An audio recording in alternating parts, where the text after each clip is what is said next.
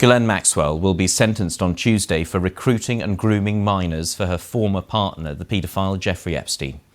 In December, after a high-profile trial, she was found guilty of 5 of the 6 counts against her, including sex trafficking.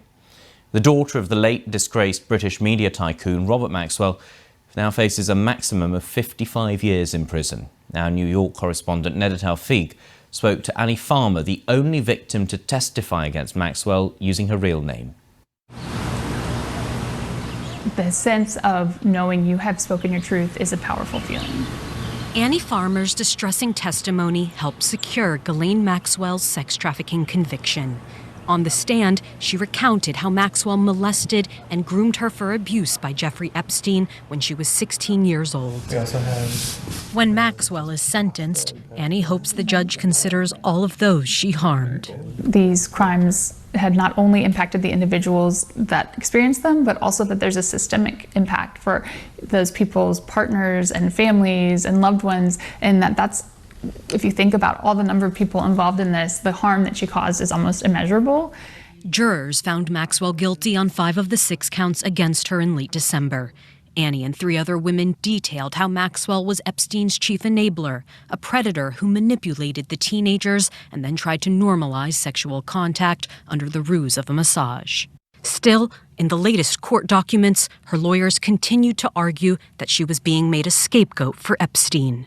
In a bid for a lighter sentence, they wrote, she had a difficult, traumatic childhood with an overbearing, narcissistic, and demanding father. It made her vulnerable to Epstein. They also raised concerns about her treatment in prison, writing, Ms. Maxwell was the target of a credible death threat from a fellow inmate. Yeah, it's interesting because I kind of noticed when... Annie Farmer said she was disappointed, but not surprised by Maxwell's focus on how her own life had been ruined. I felt, again, that there had been an opportunity for her to take ownership of what she'd done, for her to, in some ways, express remorse to the victims of her crimes, and it was all about her. Evidence presented here during this high-profile trial gave the public a glimpse into Maxwell and Epstein's lavish lifestyle and relationship. But many questions remain. How did Epstein amass all of his wealth? Why did Maxwell help him? And will any other accomplices be held accountable? I think that made a difference. David Boies represents dozens of Epstein's accusers, including Annie.